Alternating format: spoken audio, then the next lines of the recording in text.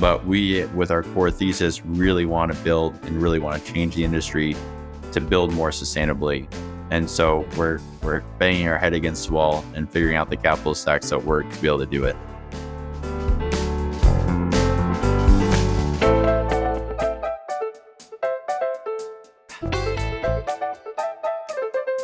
Welcome to BuzzHouse, a Baker Tilly podcast where you can hear all the buzz around multifamily housing, with all the info you need to help you win now and anticipate tomorrow. Hi, I'm Don Bernards, the principal in charge of Baker Tilly's multifamily housing practice. And I'm Garrick Gibson, a principal at Baker Tilly, also specializing in consulting on multifamily housing transactions across the country. Let's get started.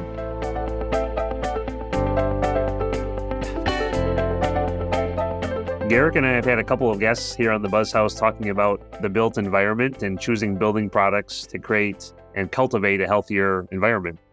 We're very excited today to have Nate Helbach, partner and CEO of the Neutral Project, a development company which focuses on sustainability and its design and development of multifamily housing. Today, we're going to discuss with Nate what innovation they are bringing forward to their projects and their overall thesis of development. Nate, thanks very much for joining us today. Appreciate it.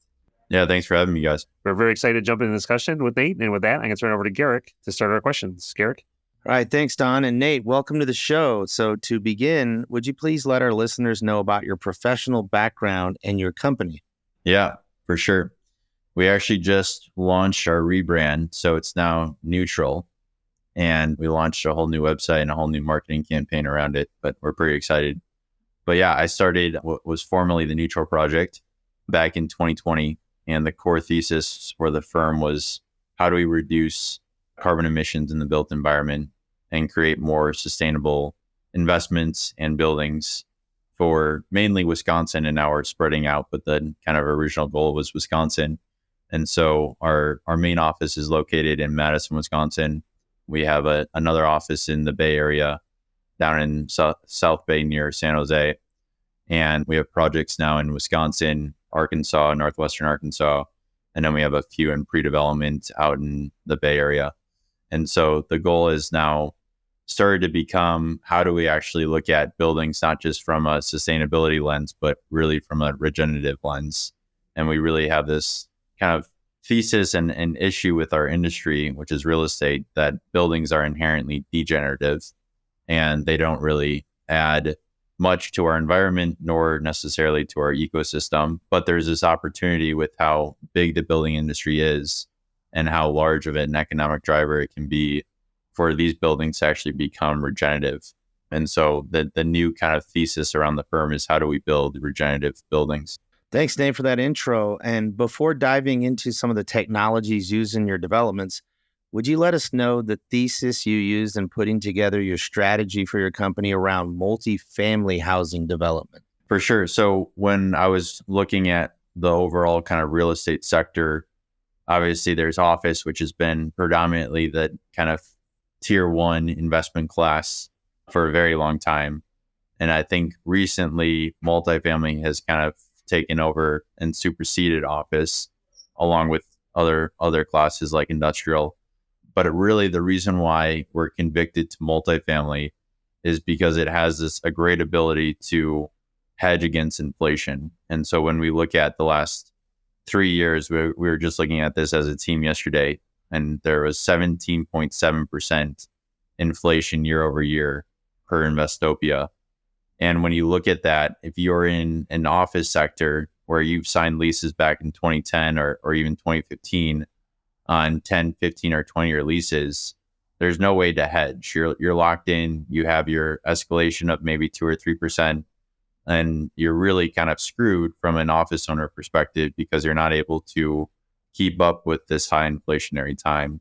But with multifamily, you're able to mark to market basically on a yearly basis every single lease. And so if you have 7% inflation one year, you're able to reconcile your leases and adjust for that inflation. And so one of the big things we're convicted to is multifamily has this really unique ability to hedge against inflation. And in a high inflationary time, that's the asset class you want to invest in. Another aspect is from the demand side. And what we've seen is over the last basically 10 years, since 2010, home ownership has gone down and basically for rent has gone up in a lot of markets, especially in Madison, Milwaukee. And so with that trend, there's more and more demand for housing, which means a huge compression is what we're seeing as far as vacancy. So in Madison right now in downtown, we're at just over 2% vacancy. As you guys know, you guys do these studies. And in downtown Milwaukee, we're at a little over 3%. And so one of the things that we are really convicted by is that over the long term, the next 5, 10, 15 years, this trend is going to continue and vacancy is going to stay low and rents are going to continue to escalate. And so really between those two big things, that's why we like the multifamily asset class. And the other thing is just purely from our own kind of internal thesis, we really like building homes. We like building places for people to live. It's exciting. It's fun. There's a lot of different things you can do. And so we feel like we can build a better home that people want to live in versus our competitors. Perfect. Nate, thank you for that background and that overview and so forth. And now kind of digging into, right, some of the technology and materials. And I think, Nate, when a lot of people hear, you and the neutral project, they think mass timber, right? And you hear it. I think a lot of questions, what is it? Why do you use it? What are the benefits? Are there any cons? Can you maybe jump into your philosophy around using mass timber and even starting with really what is it as a structural material? Yeah, so mass timber was really our kind of crux of our thesis, I'll say, because it's really the only material right now that has a low embodied carbon quality. And so when we look at carbon, there's embodied carbon, which is all the carbon that comes from construction. And then there's operational carbon, which is all the carbon that comes from the operations of the building. And so when we look at the embodied side, mass timber is really the only material that we're able to use to reduce our embodied carbon outside of other materials that we're using outside of structure. But really the only other two structural materials we'd be able to use are steel and concrete for a lot of our mid-rise and high-rise buildings. So that was really the impetus for why mass timber. What mass timber is it's really, when you look at it, a whole bunch of little pieces of wood that you put together and you make these big pieces of wood and you put them into a building. That's a very simplistic way of putting it, but that ultimately is what it is. And so the process is trees grow in the forest through photosynthesis, those trees taking carbon. And then we have a forester come in and take down those trees sustainably. Trees, just like anything else on earth, they die at some point. So they'll have a useful life, which is usually between 40 and 60 years. And then at the end of their life, you want to take them down. They've sequestered a lot of carbon and you put that into a mill. Once you mill it, we then actually rate the wood and have different classes. We take the kind of higher structural classes for our mass timber panels, and then we put it into our factory. And the factory then basically takes all these 2x8s, just like the ones you buy at Menards or Home Depot, that just kind of traditional 2x8s. And they actually put them and make them really long. So by finger joining them together, they make these 40-foot long sticks, so 2x40s. And then they lay those down, they cross laminate them on top. We take them to a 5-ply, and that then becomes a mass timber panel. And typically our panels are anywhere between 8 feet wide to 12 feet wide, and anywhere between 24 to 48 feet long. So they're these big kind of panels of mass timber. And then we ship them to site. They already have all the hooks embedded from factory. We take those hooks and we put the crane on them, and then we put them in place, crane in place, and we go to the next floor. And so that is CLT, cross-laminated timber, which is a form of mass timber. There's other mass timbers, things like Dowlam, Glulam, nail laminated timber.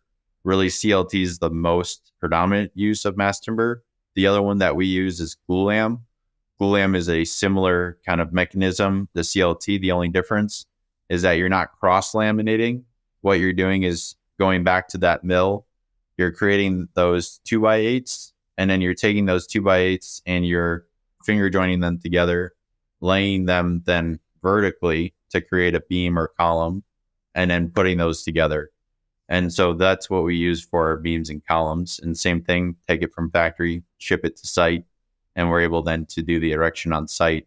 one of the things that we really enjoy about mass timber is it has really quick erection.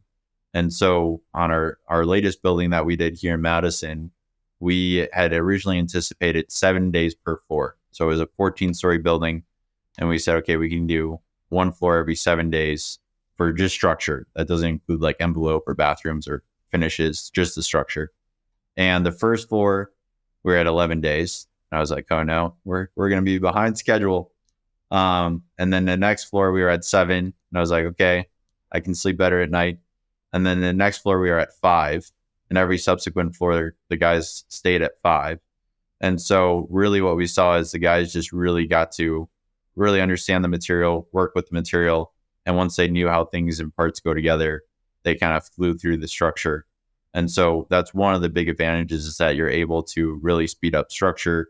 And if you're able to optimize on that with bringing your envelope up quicker, then you're able to do interiors quicker, which ultimately leads to a quicker final completion date. That was good. That was probably the best explanation I've ever heard of it. So I appreciate that, Nate, on that. Hey, shifting gears just slightly. I met you and we just saw you recently on a panel discussing solar, the Inflation Reduction Act, and so forth. Going forward, is solar and geothermal going to be part of every project? Is going to be analysis deal by deal? How are you looking at solar, geothermal, the Inflation Reduction Act benefits? Yeah, I mean, I'm speaking to the experts, so you'll probably catch me in something I say falsely, but I would say, yes, we're looking at solar and geothermal on every project. Solar is really challenging for us just because of the real estate on the roof is mostly taken by all of our mechanical penthouse. And so there's typically not a lot of solar space. And so what we have been more focused on is geothermal, especially with the revised Section 48, which I know you guys are aware of, in the Inflation Reduction Act now allows for 30% of that system to be as a credit, and then an additional 10 if it's sourced locally in the United States. So really up to 40% of your geothermal system you get back as a credit. So purely from a business perspective, really not even from a sustainability perspective, which we're of course kind of thesis driven from the sustainability perspective, but maybe some of your listeners are more just on the business side and really want to understand the investment. I mean, I think it's just kind of a no-brainer, because it's like you get a better system, you're reducing the energy, the operational energy of the building, which is then in turn reduces your operational costs and expenditure. And you're basically increasing the value of the building because you now have this really great HVAC system in your building. And so in Milwaukee for the Edison, we are installing geothermal. Now it's somewhat of a, I'll say, quasi geothermal system because it's just for cooling. We're using the river for cooling. And then we're using the steam lines in Milwaukee for heating.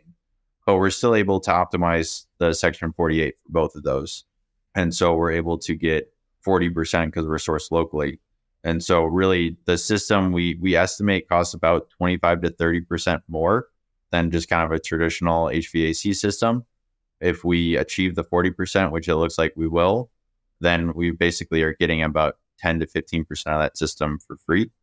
And so that's, we're starting to really look at that on every project just now with the new Inflation Reduction Act regulations. Thanks, Nate. Glad that, good description on how you're sort of utilizing those components within your building and, not necessarily having one size fit all.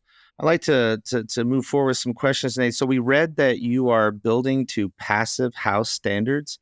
Would you be able to discuss those standards and what it means for a project? Yeah, for sure. So I think the simplistic way to describe passive house is when you're in Wisconsin on a cold -40-degree day, you're going to want a jacket on, and your building is also going to want a jacket on. And most buildings are left in the cold without jackets, and we're putting jackets on our building. And so basically all it is we're increasing the insulation. So typically you are just building the code compliant insulation. Depending on if you're building type 3, type 4, or type 5, or type 1, it will change the code compliance. But we're increasing the insulation. We're increasing the U value of the windows. So all that means is that we're typically going from double pane to triple pane windows. And we're able to use some other HVAC mechanisms like an energy recovery ventilation unit and other things like geothermal to reduce the operational energy of the building. But really what Passive House looks at is how do you reduce operational energy to make the building that much more efficient?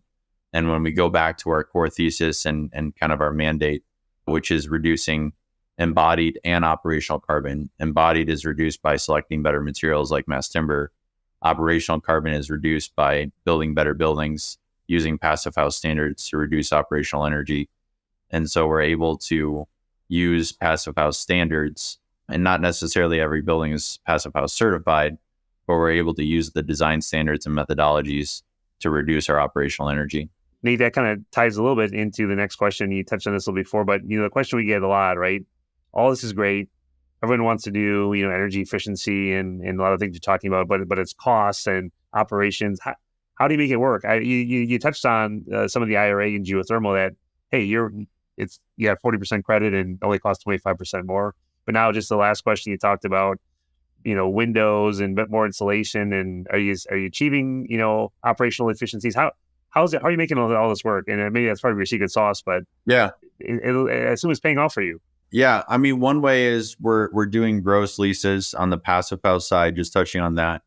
And so a lot of that operational energy savings that we're achieving, we're actually realizing instead of the tenant, so the tenant is basically they're looking at a gross number, right? They're not just looking at base rent. They're looking at, okay, how much is my utilities? How much is my Wi-Fi? How much is my other ancillary costs, maybe amenity fees, etc.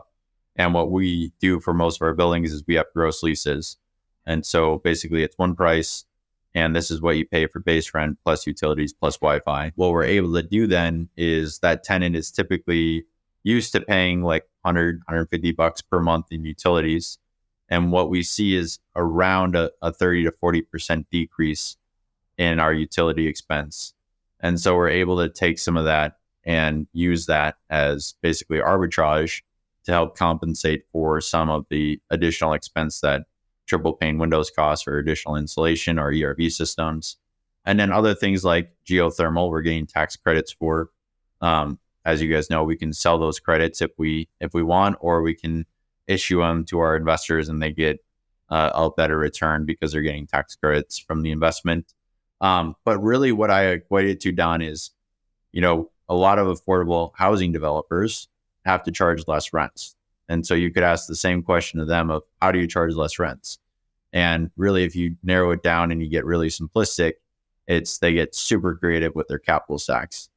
And they use TIF, they use credits, they use other government sources, but they'll typically have like 9, 10, 15 sources in their cap stacks, as you guys know. And so it's really, I think it's not really a lack of, is it possible? It's a lack of motivation to do it. And when there's a very clear ability for a lot of developers just to make 15 to 20% on their money and build to just kind of traditional code compliance standards, they're going to do that because they don't want the brain damage of having to build sustainably or regeneratively. But we, with our core thesis, really want to build and really want to change the industry to build more sustainably. And so we're banging our head against the wall and figuring out the capital stacks that work to be able to do it. Thanks, Nate. At least you understand that there are 9 to 10 sources in that capital stack. I've seen a lot more than that as well. Nate, we have a fun question. Don and I we know you have a podcast, so you're a fellow podcaster, and we know your podcast, Neutral, is what it's called, Neutral Podcast. What can listeners take from this podcast? So most of our podcast is focused on mass timber, forestry, and just overall sustainable initiatives. We actually have a lot of professors come on that kind of study this more in an academic realm.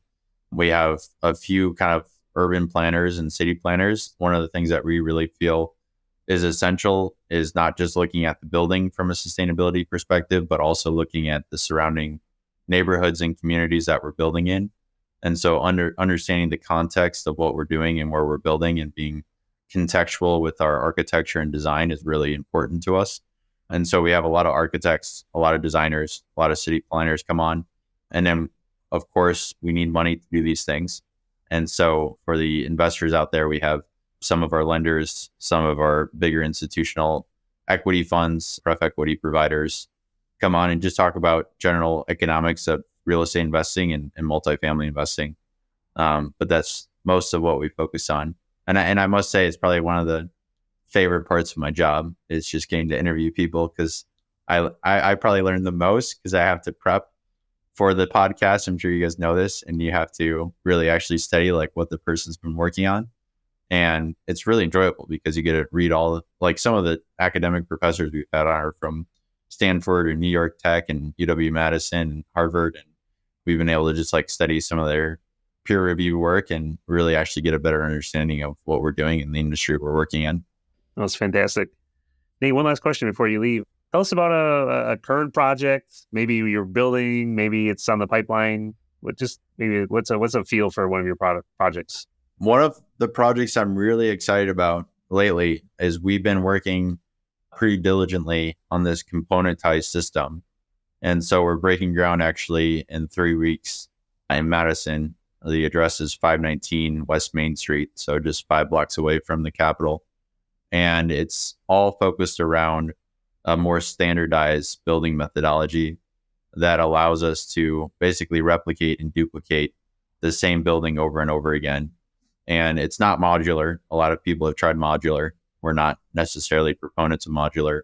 This is really just standardized design and flat pack components that we do on an at scale basis. So we're deploying our first one here in September. The goal is that we find at least 4 to 5 more sites next year to do the same thing.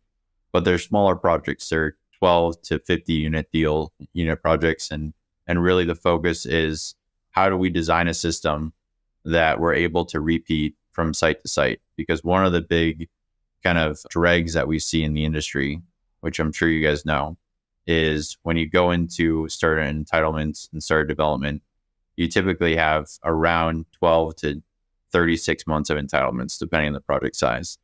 And it's really, I think, hurting our overall economy, and it's hurting us as developers because we have this huge kind of latency period where we're not getting a return and we have really high risk dollars out in the field. And so what we're trying to do is create an architectural system with our architecture team that's in-house that we're able to reuse. And so a lot of the time, the architect is designing the same bathroom over and over again. They're designing the same wall. So it's like, why can't we just use that same wall on the next project instead of redraw that same wall again in CAD? And so what we're doing is we're creating a componentized system where everything's based on a 12-foot by 12-foot module. And so we have these walls that will already be pre-drawn to a level 600 design. So that's basically shop drawing ready. And we'll reuse that same wall over and over again. Same thing with our CLT panel. Same thing with a lot of our interiors. Same thing with our mechanical, electrical, plumbing systems. And so this is our prototype project on 519, which you guys are welcome to come to the groundbreaking. And if it works, the idea is to take this at scale and do it 4 or 5 or 6 times in Madison. We have a few projects in Milwaukee we'll do it with. And then we have a few projects down in Fayetteville, Northwestern Arkansas region. But that's one. The other thing is that we just got awarded the Marcus Performing Arts Center garage to redevelop that site right downtown Milwaukee. So if you're familiar with Marcus Center, it's right across the street from that. And we're going to be going through a full master plan for that site with the city of Milwaukee. So pretty excited about that. So a lot of good things to come. Very good. They're very exciting. Thank you so much for joining us today again, Nate. And thank you for listening in today. That's an episode of the BuzzHouse. Again, a big thanks to Nate Helbach of, they said, rebranded Neutral, formerly the Neutral Project. Again, we talked about the development philosophy around sustainability. Once again, I'm Don Bernards. And I'm Garrick Gibson. Don't forget to subscribe so you don't miss an episode. For additional resources around multifamily housing, check out bakertilly.com. If you have a suggestion for the show, email us at buildabakertilly.com. That's BUILD at bakertilly.com. See you next time on BuzzHouse.